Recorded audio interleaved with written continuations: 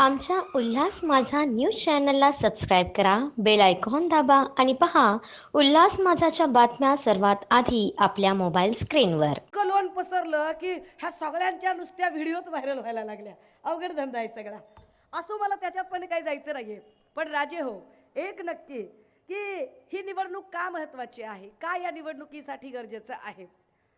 मी तसे कधी पुराणातले फारसे संदर्भ द्यायला जात नाही, पण आज एक संदर्भ दिला पाहिजे. संदर्भ असा आहे की कौरव आणि पांडवांचं युद्ध चालू होतं. कौरव संख्येने प्रचंड जास्त होते, पांडव संख्येने कमी होते.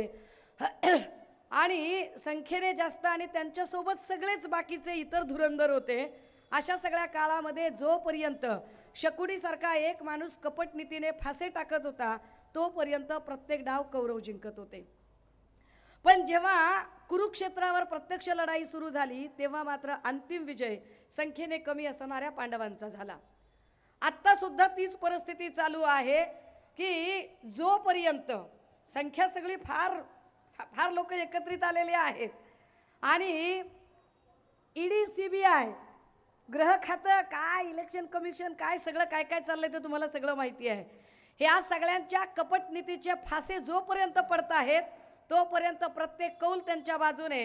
परंतु 2024च्या लोकसभांचा निवडणुकीचं हे कुरुक्षेत्र जे आता सुरू झालंय, या कुरुक्षेत्रावर मात्र विजय निश्चितपणाने उद्धव बाळासाहेब ठाकरे यांचा होईल.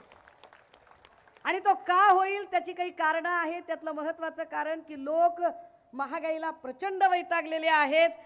लोक सरळ सरळ प्रश्न विचारतात की असं काही आहे का बाबा की मुस्लिमाला जर 1200 रुपयाला गॅस मिळतो तर हिंदूला काय 200ला मिळणार आहे का? तर तेवढ्यालाच मिळणार आहे. मुस्लिमाला जर 200 रुपये किलोने तूर डाळ मिळाली तर हिंदूला काय 20 रुपये किलोने मिळणार आहे का? सारखाच भाव आहे. मुस्लिमाच्या लेकराला जर 2.5-3 लाख रुपये जर ॲडमिशनला होत असतील तर हिंदूच्या पोराला काय फुकट ॲडमिशन मिळेल का? तर तसं पण नाही आहे. जो न्याय इथे हिंदूला असेल तोच मुस्लिमांना, तोच बौद्धांना, तोच ख्रिश्चनांना, तोच जैनांना असेल. असं असताना सुद्धा काही लोक जाणीवपूर्वक वाद निर्माण करतात.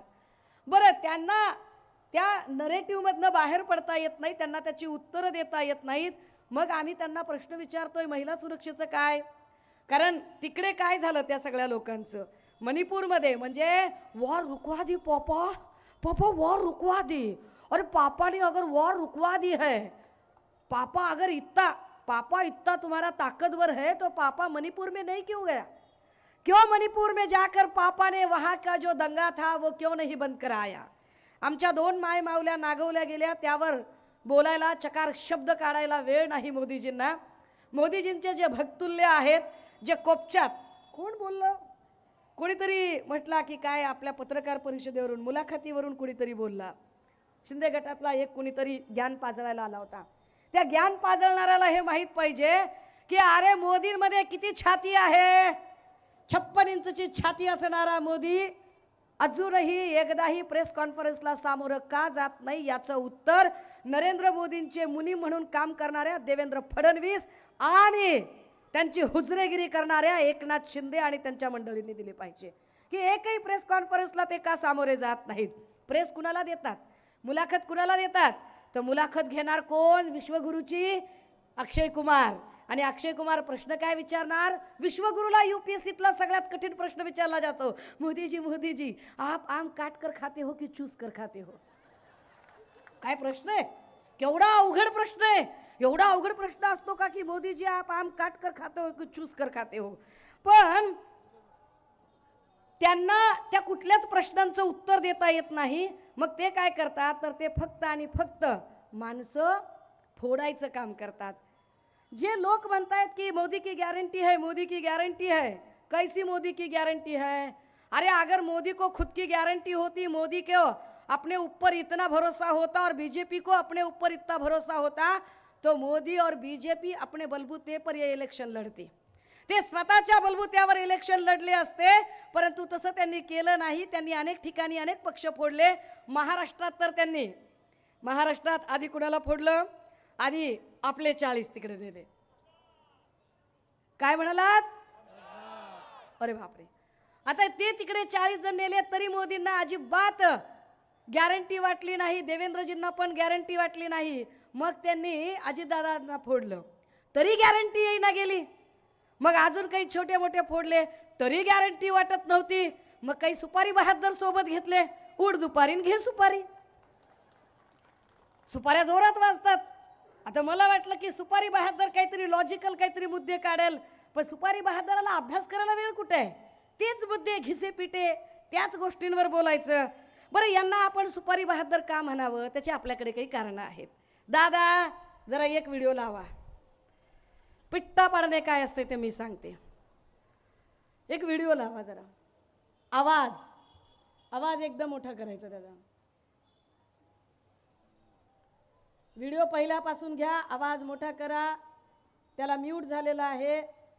आपण एक मोठी LED लावत होतो, पण पावसामुळे आपल्याला ती LED लावणं शक्य झालं नाही. आवाजाचं काय झालं बघा. राजे हो, काल त्यांनी एक व्हिडिओ दाखवायचा प्रयत्न केला. त्यांना वाटलं आपण फार मोठा तीर मारलाय काय की. 27 वर्षापूर्वीचा जर तुम्ही एक चंक दाखवत असाल तर मी तुमची अख्खी कुंडली काढायला तयार आहे. माझ्याकडे वेळ कमी आहे. शुक्र माना, आभार मानावेत सगळ्या बंद पडलेल्या इंजिनमध्ये बसलेल्या भक्तुल्यांनी की आज माझ्याकडे वेळ कमी आहे. माझ्याकडे वेळ जर असताना तर मराठवाड्यात ज्याला तानू तानू मारणे म्हणतात ते मी तानू तानू केला असता कार्यक्रम. आवाजाचं काय होते दादा बघा. आवाज येत नाहीये. आवाजाचा काहीतरी प्रॉब्लेम होतोय. या सगळ्यांच्या मध्ये ज्या काय राज ठाकरे यांनी जे काही मुद्दे मांडले आणि राज ठाकरे यांनी ज्या काही पद्धतीने काल बोलायचा प्रयत्न केला, राज ठाकरे तेच आहेत जे कधी काळी अजित पवारांवर काही बोलायचे आणि त्यांना असं वाटायचं की आपण काहीतरी फार मोठं डोकं लावलेलं आहे, पण मुळात त्यांनी कधीही कुठल्याही मुद्द्यावरती ठोस अशा भूमिका घेतल्या नाही. त्या भूमिका त्यांना कधी जमल्या नाही. हे सतत राज ठाकरे म्हणजे निगेटिव्ह थॉट प्रोसेसचा राजा, ज्याला स्वतःचा पक्ष सांभाळता आला नाही, ज्यांची अख्खी जिंदगी दुसऱ्यांना तू हे कर रे, तू ते कर रे हे शहाणपण सांगण्यामध्ये गेली. त्यांनी आपल्याला शहाणपण सांगावं हे फार विशेष होतं. माझ्याकडे आत्ता राज ठाकरेंनी बारामतीला जाऊन एक काही बोलायचा प्रयत्न केला. अजितदादांच्यासाठी ते प्रचार करायला गेले होते, पण तेच राज ठाकरे अजितदादांबद्दल काय बोलत होते. तिकडे आवाज येत नाहीये, मी फक्त इकडे आवाज देण्याचा जरा प्रयत्न करते. अजित पवार या माणसाने कधी जातीपातीचं राजकारण नाही केलं. हे आधी काय बोलले? धरणामध्ये पाणी येत नसेल तर मी काय जाऊन मुतू?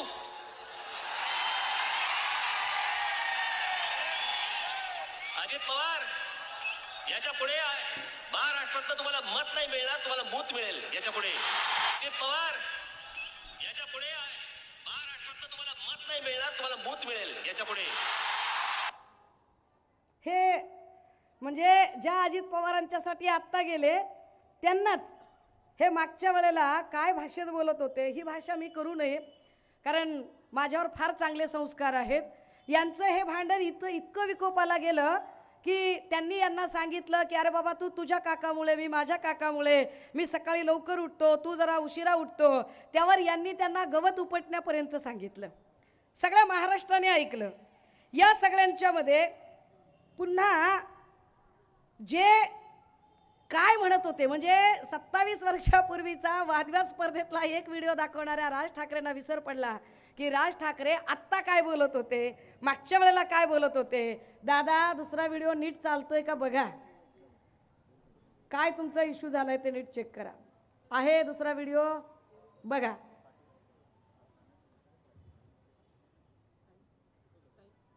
हा,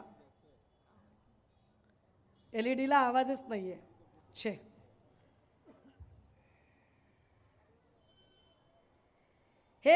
हे तेच राज ठाकरे आहेत जे राज ठाकरे साधारणतः मोदी शहाच्या संबंधाने बोलताना, दादा जरा पहिल्यापासून घ्या. नरेंद्र मोदी आणि अमित शहा या देशाच्या राजकीय क्षितिजावर नाहीसे झाले पाहिजेत. ही जोडगोळी ही या देशाला घातक आहे. इतकं खोटं बोलणारा पंतप्रधान मी माझ्या आयुष्यात आजपर्यंत कधीही बघितलेलं नाही.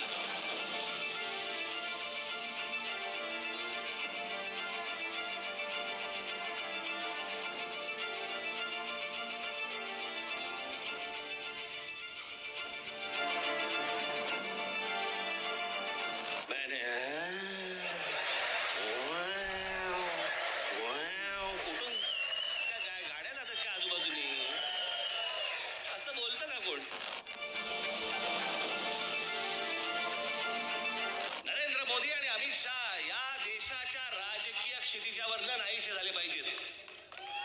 या दोघांना तर नाहीच नाही, परंतु या दोघांना मदत होईल अशाही कोणाला मतदान करायचं नाही. याच पंतप्रधानांनी सांगितलं होतं की मी या देशातल्या परदेशामधनं मी पैसे आणीन. जो काळा पैसा परदेशामध्ये आहे तो पैसा सगळा मी इथे परत आणीन, भारतामध्ये आणीन आणि या देशातल्या प्रत्येक माणसाच्या खात्यामध्ये मी 15-15 लाख रुपये टाकीन. बोलले होते की नव्हते? एक प्रयोग आम्ही नरेंद्र मोदींचा पाहिला, ज्यांनी देश खड्ड्यात घातला. उद्या राहुल गांधी पंतप्रधान होऊ देत, आम्हाला बघू देत. उद्या जर समजा या देशाच्या नशिबामध्ये चांगली गोष्ट असेल तर त्यांच्या हातून या देशामध्ये काही चांगली गोष्ट घडू शकते. पंतप्रधान हा या देशाला पर्याय कधी होता? कोणी दिला होता? कोणीच दिला नव्हता. तुम्हाला माहिती पण नव्हतं की या देशाचा पंतप्रधान कोण होणार आहेत म्हणून. पण ही जोडगोळी ही या देशाला घातक आहे. इतकं खोटं बोलणारा पंतप्रधान मी माझ्या आयुष्यात आजपर्यंत कधीही बघितलेलं नाही. 8,50,000 संडास एका आठवड्यामध्ये बांधले. म्हणजे आम्ही त्याचा नीट आकडा काढला तर साधारणपणे 84 संडास एका मिनिटाला होतात आणि 5 सेकंदाला 7 संडास बांधले जातील. 5 सेकंदाला 7 संडास, विक्रमच म्हटलं पाहिजे. इतक्या फास्ट होत पण नाही, तितक्या फास्ट त्यांनी संडास बांधले. हे राज ठाकरे आहेत. मी मोदींवर काहीच बोलायची गरज नाही. राज ठाकरेंची भाषा आहे की मोदी किती खोटारडे आहेत, अमित शहा किती खोटारडे आहेत. आणि मागच्या वेळेला ही सगळी मुक्ताफळं त्यांनी उधळली. फार लांबचा काळ नाहीये. बरं, ही सगळी मुक्ताफळं उधळल्यानंतर काय म्हणाले काल राज ठाकरे?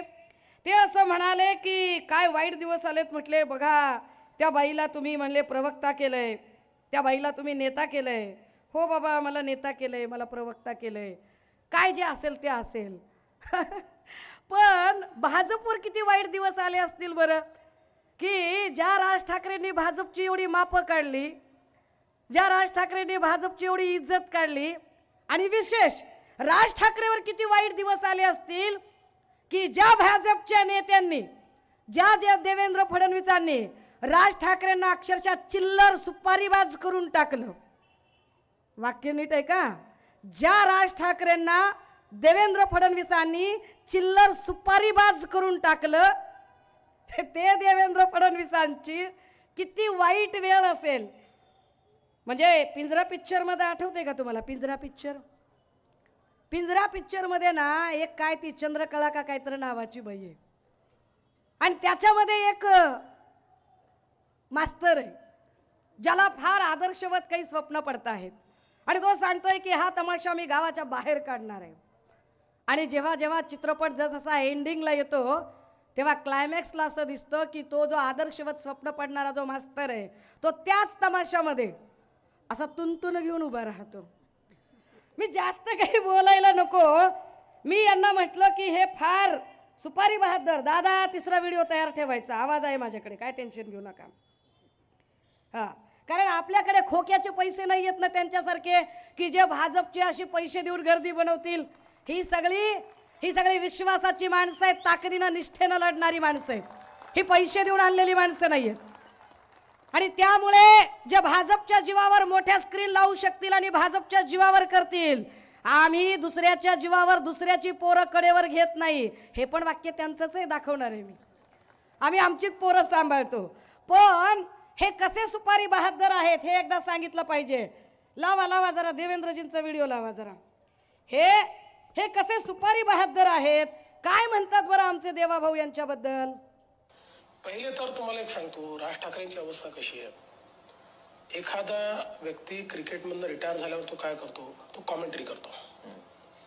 अर्थात तो मानधन घेऊन करतो. हे करतायत की नाही मला माहित नाही, पण तशी राज ठाकरेंची आता अवस्था आहे.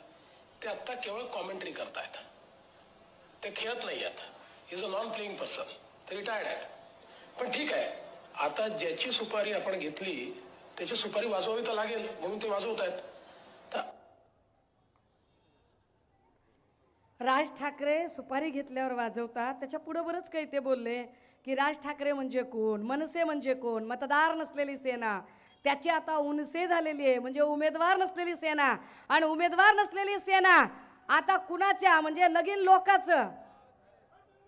काय पद्धतीनं राजकारण चालू आहे की या सगळ्यांच्या मध्ये लोकाच्या लग्नात बुंदी वाटायची वेळ ही राज ठाकरेवर आलेली आहे. सन्माननीय सामाजिक न्याय मंत्री चंद्रकांत हंडोरे साहेबांचं या मंचावर स्वागत आहे.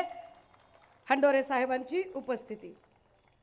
आता दादा हो, ज्या देवेंद्र फडणवीसांनी राज ठाकरेंची एवढी आबरू काढली तरीही राज ठाकरे फार बोलायला लागले, तर जरा राज ठाकरेंच्या बद्दल सांगितलं गेलं पाहिजे. होय होय ते काय म्हणाले, ते काल असं म्हणाले की बघा काय वाईट वेळ आली म्हणाले. अरे बघा कोण बोलतंय, राज ठाकरे. तुम्ही वंदनीय बाळासाहेबांना खरंच मानता का?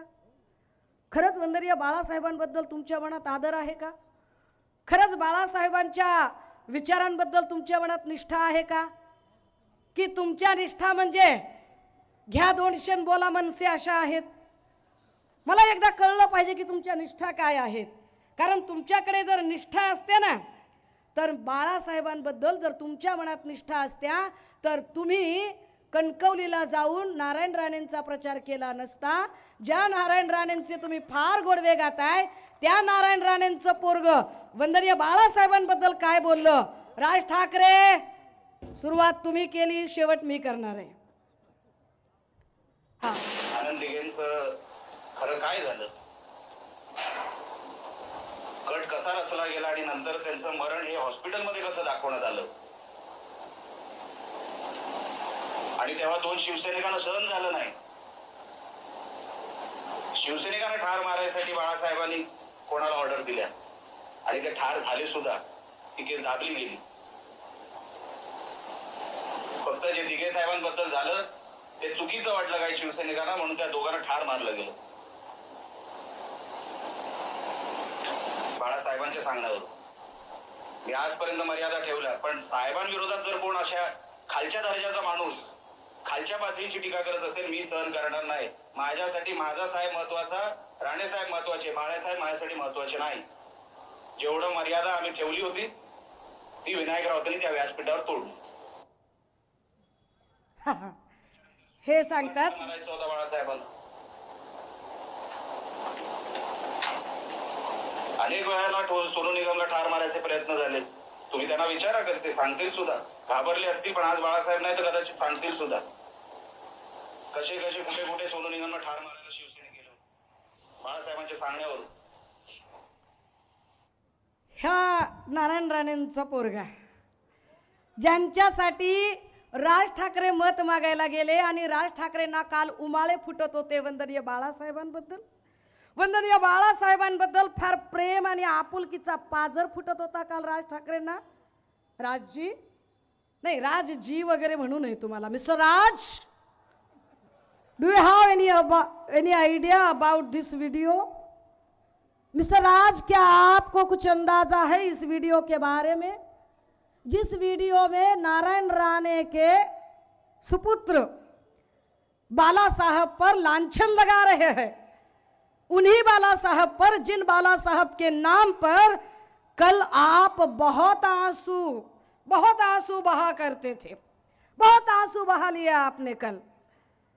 क्या आपको तनिक भी इस बात का, तनिक भी, जरा भी, रत्ती भर भी अफसोस नहीं है कि उसी नीलेश राणे के बाप को चुन कर लाने के लिए आप कणकवली में गए? तो आप कौन है?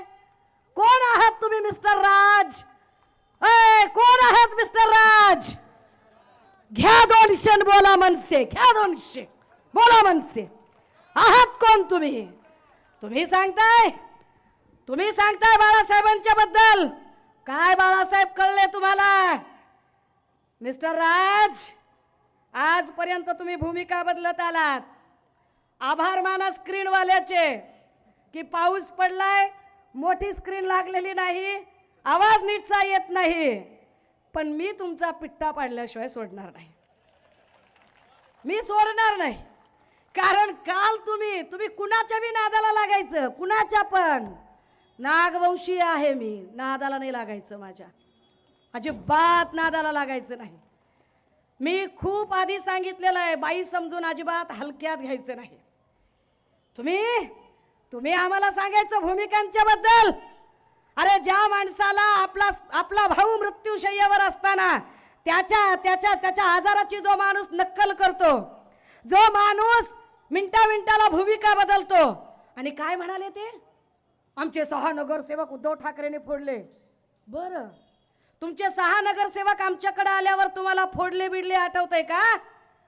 राम कदम, मनोज सांगळे, प्रवीण दरेकर कुठे गेले?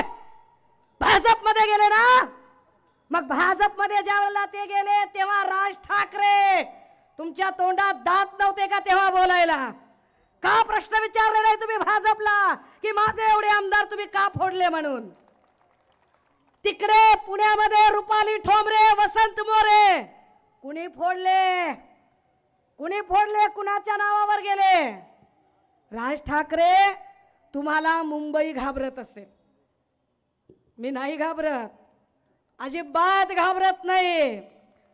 मी लाख वेळा सांगितलंय की मी झुकणाऱ्यांपैकी नाही, मी वाकणाऱ्यांपैकी नाही, मी विकणाऱ्यांपैकी नाही. मी इथे आली आहे ती आमदार खासदार व्हायला आली नाही. मी इथे आली आहे कोविडच्या काळामध्ये सन्माननीय उद्धव साहेबांनी आमचा कुटुंब प्रमुख म्हणून, आमचा बाप भाऊ म्हणून या महाराष्ट्रामध्ये आमची प्रचंड काळजी घेतली. आज आमचा बाप भाऊ, आमचा कुटुंब प्रमुख जर अडचणीत आला असेल तर त्याची धर्माची बहीण म्हणून मी ताकदीनं लढण्यासाठी आली आणि ताकदीनं उभी राहिली. तर तुम्ही मला वंदनीय बाळासाहेबांच्या बद्दल सांगताय. अरे खैर, मी तर कॉलेजला होते, मी तर कुठल्याच राजकारणात नव्हते. आणि तुमच्या माहितीसाठी मी तर एकाही राजकीय पक्षाच्या माणसाला चळवळीत असताना सोडलेलं नाहीये. एकाही माणसाला मी प्रत्येक माणसांच्या निर्णयांच्या समीक्षा करत आलेली आहे. परंतु त्या समीक्षा प्रचंड वैचारिक होत्या. तुमच्यासारख्या घ्या 200 बोला मनसेवाल्या नव्हत्या त्या. मी काहीतरी ठरवून काहीतरी मनाशी आले होते. मिस्टर राज, काय भूमिका होती तुमची? ए दादा, लाव रे बाबा तो व्हिडिओ. यांची जरा नारायण राणे बद्दलची आधीची भूमिका काय होती बघू देत. येत्या 7 तारखेला आपण नारायणरावांना प्रचंड प्रचंड प्रचंड मताने आपण त्यांना विजयी करावं अशी एक आशा अपेक्षा बाळगतो. तुम्हाला खरं सांगतो, मला ना माझ्या कडेवरती माझी पोरं खेळवायची.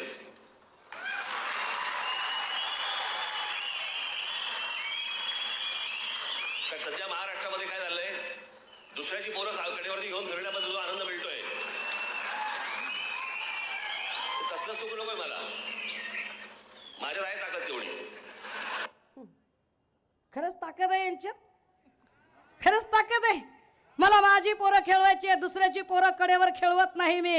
अहो तुमची पोरं कोण कोण खेळवते ती बघा की. हा, प्रवीण दरेकर कुणाच्या कडेवर खेळतोय जो तुमच्याकडे होता? राम कदम कुठं खेळतोय ते बघा. वसंत मोरे कुणाच्या कडेवर खेळतात ते बघा. आणि तुम्ही कुणाची पोरं खेळवताय?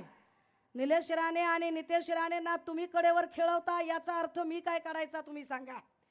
राज ठाकरे, तुम्ही बहुत पंगा ले लिया यार, नाद करायचा नाही.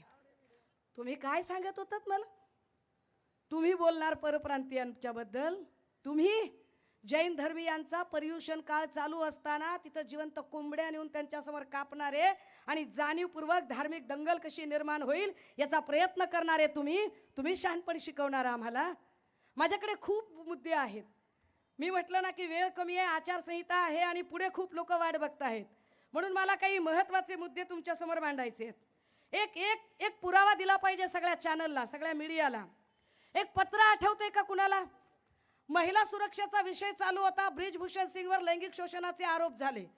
महिला खेळाडूंनी आरोप केले, आठवतंय? या आरोपानंतर ब्रिजभूषण सिंग महाराष्ट्रात येणार होता. त्याला अडवायची भाषा कुणी केली? घ्या 200 बोला मनसे यांनी केली. त्याचं हे पत्र काय लिहिलं या पत्रामध्ये? To honourable prime minister Shri Narendra Modi ji, subject seeking your attention to the just demands of women wrestlers. हे पत्र लिहितात की त्या महिलांच्या बद्दल मी तुमच्याकडे लक्ष वेधू इच्छितो. कॉर्डियली जय Maharashtra, although the subject line mention that this letter is in order to seek your attention, since I am certain that you are already fully aware of this matter. The letter humbly intends to draw your heed to this issue in the capacity of the Pradhan Sevak. मी तुम्हाला प्रधान सेवक म्हणून पत्र लिहितोय असं mister राज पत्रात सांगतात. The woman wrestlers whom we proudly call as the daughters of our country, आमच्या देशाच्या त्या लेकी आहेत, and through the hard work of whom the country has found multiple occasions to cite medals in the game of wrestling, are winning for their plea for days together in Delhi. Their accusation is on the president of the Wrestling Federation of India is of having sexually harassed them. All they demand. पत्र खूप मोठं आहे, पण पत्राचा असा हा मायना आहे की असा माणूस आमच्याकडे तर येऊ देणारच नाही, पण तुम्ही याच्यावर कायदेशीर कारवाई करा. मी हे पत्र तुम्हाला लिहित आहे असं म्हटल्याबरोबर बोला मनसेन घ्या 200 वाल्यांनी हे पत्र सगळीकडे व्हायरल केलं की बघा आमच्या नेत्यामध्ये किती ताकद आहे, बघा आमच्या नेत्यात किती ताकद आहे, की आमच्या नेत्याने चक्क प्रधानमंत्र्याला पत्र लिहून खडसावलं, सांगितलं की लिहा हे, सांगितलं की लिहा हे. घ्या रे पत्रकार, घ्या पत्र घ्या. काय याची सत्यता काय आहे? दादा ते पत्र दाखवतोय. दादा झूम करून दाखव रे बाबा पत्र. पिट्टा पाडणे काय असते ते मी सांगते. काय म्हटलं त्यांनी? अरे हे पत्र खरंच प्रधानमंत्री कार्यालयाला लिहिलं होतं का? आपण याचा एक माहिती अधिकार टाकला होता, RTI टाकला होता. सुषमा अंधारे काही इतकी कच्च्या गोळ्या खेळलेली नाही. माहिती अधिकार टाकला आणि माहिती अधिकार मध्ये विचारलं खरंच असं पत्र लिहिलेलं आहे का? बघा झूम करून, पहिला मुद्दा झूम करता आला तर बघा काय आहे याच्यामध्ये. इन्फॉर्मेशन साउट अबाउट कशासाठीचे आहे? There was a letter sent on 31 May 2023 by MNS chief Shri Raj Thakre, who is seeking PM Shri Modi ji attention on complaint demands from women wrestlers who are protesting in New Delhi in the newspaper The Economic Times dated 26th April 2023 and link of the news खाली link दिलेली आहे. Kindly provide me information available on PM office record related to date time when this letter copies by MNS Chief Shri Raj Thackeray received to your office. आम्हाला माहिती द्या की हे पत्र तुमच्याकडे कधी आलेलं आहे, एवढीच आम्हाला माहिती पाहिजे.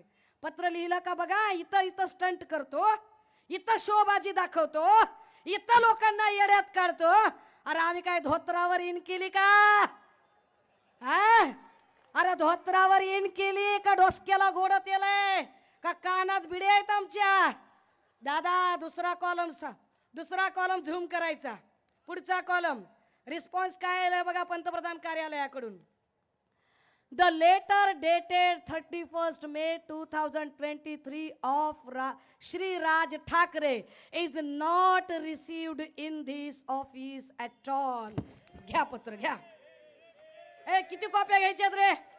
किती कॉप्या पाहिजेत? शोप आणि स्टंटबाजी करणारे राज ठाकरे घ्या हे पत्र. कुणाला दाखवताय? लहान लेकराचे हगीज आणि डायपर म्हणून वापरायचे का ते सांगा. तुम्ही मला सांगताय तुम्ही सुषमा अंधारेवर शंका घ्यायची. अरे सुषमा अंधारे खऱ्या अर्थानं बाळासाहेबांच्या विचारांचा वारसा चालवते. सुषमा अंधारे खऱ्या अर्थानं बाळासाहेबांसाठी चालवते. गेली 2 वर्ष 5 वर्षाचं लेकरू घरात सोडून एक दिवसही घरात न थांबता पायाला भिंगरी बांधून ताकदीनं ट्विटरवर पिन करून ठेवलंय ट्विट की ज्या पद्धतीनं तुम्ही उद्धव साहेबांना खाली उतरवलं त्याच्या 50 पट अधिक सन्मानानं त्यांना तिथं पोहोचवल्याशिवाय स्वस्त बसणार नाही. आणि का दादा ही शेवटचा व्हिडिओ लय महत्वाचा आहे. का तुम्ही बाळासाहेबांचा शब्द पाळला नाही? मी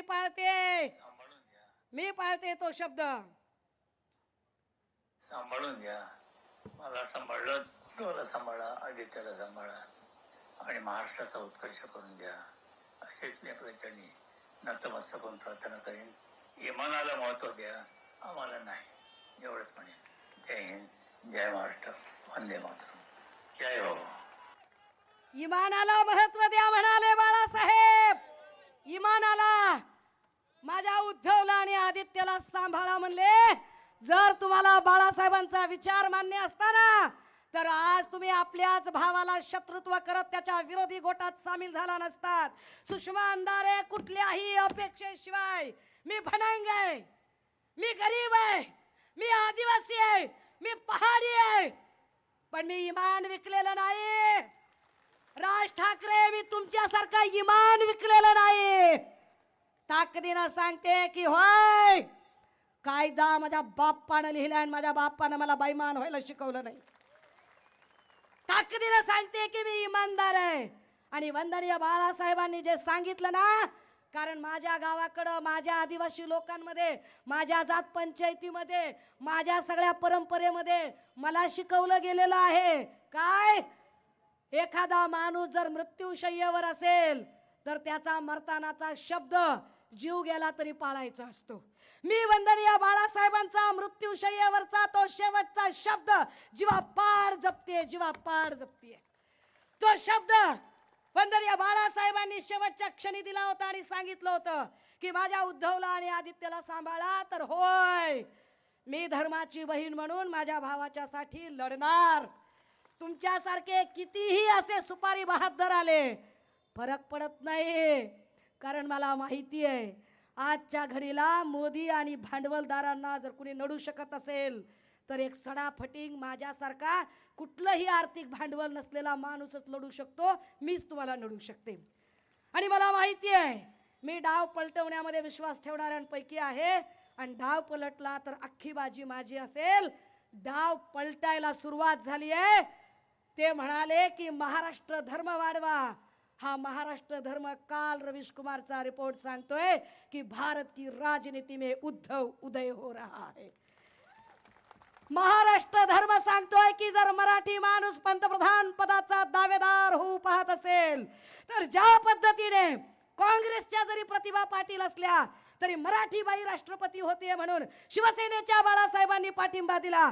तर जर शिवसेनेचे उद्धव साहेब त्या रेसमध्ये असतील तर सुषमा अंधारेने महाराष्ट्र धर्म पाळला पाहिजे. मी महाराष्ट्र धर्म पाळते.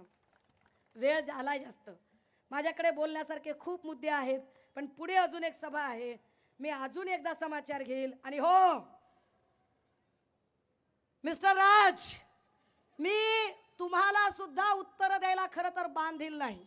You are not my type, अजिबात नाही. माझी कॉम्पिटिशन तुमच्यासारख्या, कारण तुमच्यात माझ्यात फरक आहे. मी विद्रोही आहे, तुम्ही ऊरबडवे आहात. तुमच्यात ऊरबडवेपणा आहे आणि ऊरबडवेपणा करणाऱ्या लोकांशी माझी स्पर्धा असू शकत नाही. माझं टार्गेट तुम्ही नाही, माझं टार्गेट महाराष्ट्र नासवणारे देवेंद्र फडणवीस आहेत. त्यामुळे याच टार्गेटला कंटिन्यू करण्यासाठी किरण भैया बोलतील. तुर्तास मी माझी भूमिका जी आहे ती मांडली आहे. थांबते, रजा घेते. जय हिंद, जय महाराष्ट्र. आमच्या उल्हास माझा न्यूज चॅनलला सबस्क्राईब करा, बेल आयकॉन दाबा आणि पहा उल्हास माझाच्या बातम्या सर्वात आधी आपल्या मोबाईल स्क्रीनवर.